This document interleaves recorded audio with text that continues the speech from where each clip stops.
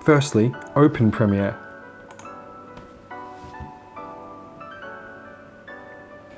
This window shows your recent projects, if you have any, where to make a new project or open a previous project. This is a basic overview on how to make a video with music. There's many advanced features that I could go through, but I'm going to keep it to a minimal. So we get to this first screen. On the left, we want to click on a new project, top left-hand corner. Then the first thing you need to do is go into the name box and name your project. So in this case, I'm going to call it House 1. I'm going to create a location. In this instance, I'm just going to put it on the desktop in a new folder called House 1. Select the folder. Don't worry about touching any of these settings, just click OK, and then the program will open up. The first thing you need to do is import your footage. So we're going to go to File, Import. We're going to use this house that I shot. You'll see your footage. There's even a song already. So if you've got a song you want to use, get it into the same folder as your footage. If you don't know how to import your footage yet, watch the other video on how to import your footage to the computer.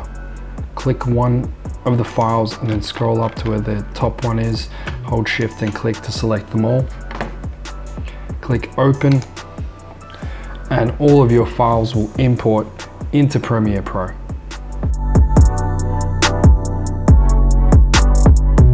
If you cannot see all little squares with your footage on there, then you need to come up to the Window tab and come down to Project and make sure that that is clicked with the current project you're working on. If that doesn't show up, you can't do the next step. So as you can see now, all of my footage has come into the bottom left-hand corner. Yours might be somewhere else. If you want to move it, you can. You just click on where it says project ... and you can kind of just click it and clip it to anywhere you want. If you want it to the right hand side, you can put it over there, but I prefer to keep it on the bottom left hand corner. From there, we can mouse over and slowly scroll across our footage and see what shots were taken. In this case, I was shooting an agent at a property where I've taken heaps of different shots, and what we need to do is organize these shots into a simple video. If your file names are all jumbled up and they feel like they're not organized properly, come down here to the 3 bars button, click it and go to the shot option to sort them in the order that was shot. So say for example, I want to show the front of the house for the start of the video. I'll locate that clip, double click on it, and then it will open up in the top left hand corner. This is the source window.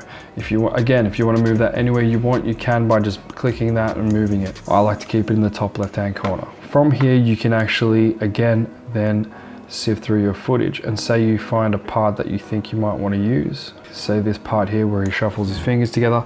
I go to that point, click I, hit spacebar to actually play it. And as you can see, there's a little bit of shake in that footage, but whatever, we're just going to use it anyway. And then we're going to go on top of the clip, hold the mouse down, click, drag to the bottom right hand corner where it'll now start a sequence. Now you can see the video's popped in up the top.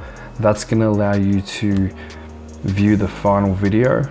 And then at the bottom here, you've got the actual construction of the video in little squares.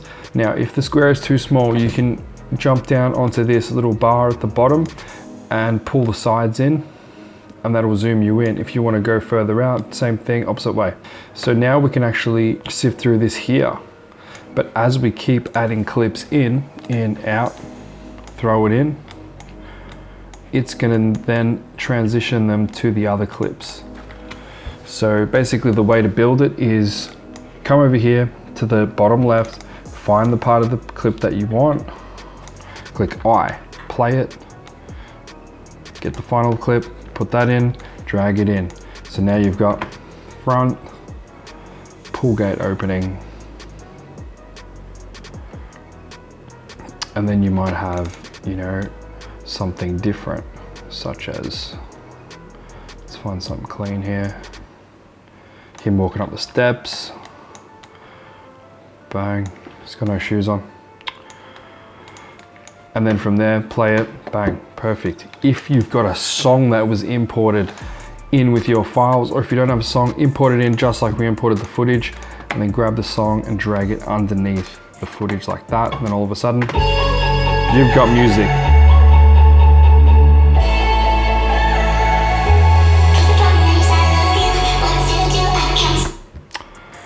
then from there, you just keep adding clips in. Find clips you want. Like, I'm just doing it quick here. You know, you got to spend time and figure out what you want to go next, what looks good with each other. And then, yeah, just keep adding stuff in. Once you're happy with it,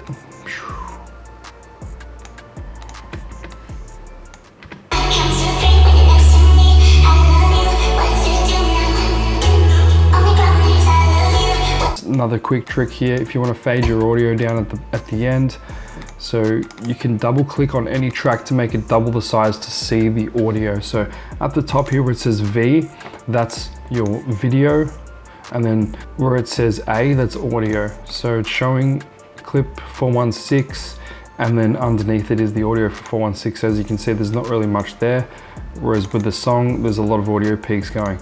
There is audio here, it's just turned down all the way because my mic, I turn it all the way low. If you want to raise the audio up, you go to audio gain here, and you can actually raise it up, say 20 decibels. If that's not enough, which it's still not enough, raise it up another 20, see what happens. As you can see, there's like stuff starting to show. Maybe crank it up another 15. So this is the actual audio from the clip. Boom, you can hear these footsteps just banging, but we don't want that. So we just, if you make a mistake at all, you can just hit Control Z, which takes you back at any time. If you want to make the music come down, you can double click on the music track, expand it out, click on it, and then if you drag it big enough, you want to make sure it's big enough that this box shows with a little dot with the arrows. Now what you can do is bring it to where you want the audio to finish, click a point, which will make a keyframe on the audio track, and then you can make another keyframe a little bit earlier on, and then you can grab the second keyframe and bring it down. And what that's going to do now is lower the audio gradually. Great way to finish your clip off. And if you want to do a quick fade to black, I'll show you how to do that. Go to the effects tab. Again, if that's not showing, come into window and find it, and it'll pop open somewhere, and just drag it to wherever you want it to be. And then you want to just search dip, and there'll be one called dip to black, and you just pop that on the end of your clip there. And I like to just drag it out a little bit to make it, yeah, there we go. And just click O. Once you're on the timeline here, click O, that'll put an out point to your video. That's where you want it to finish. You don't have to do that, but I always do it to make sure the video doesn't keep exporting, just in case my audio wasn't fully down or something. And once you finish your video, then you want to go up to File, Export, Media, and then this box will show up. Then you want to come down here to the format, make sure that's set to H.264 and match source. That'll give you the highest quality. And then choose the name of your file. So click on that, it'll open another box where it asks you to choose the location. So in this case, I'm just going to put it on the desktop in the file that I made before, which was called House 1. And I'm going to call it here, House 1. And you might want to call it, say, version 1, just in case you want to come back and do a separate version. Click export. What that's going to do is then the computer's going to merge all those edits into one flat clip that will export into there like its own video. And then go back to that location on your desktop. Where is the desktop? Here. And House 1. And there you go, you should have your final video. Let's give it a watch.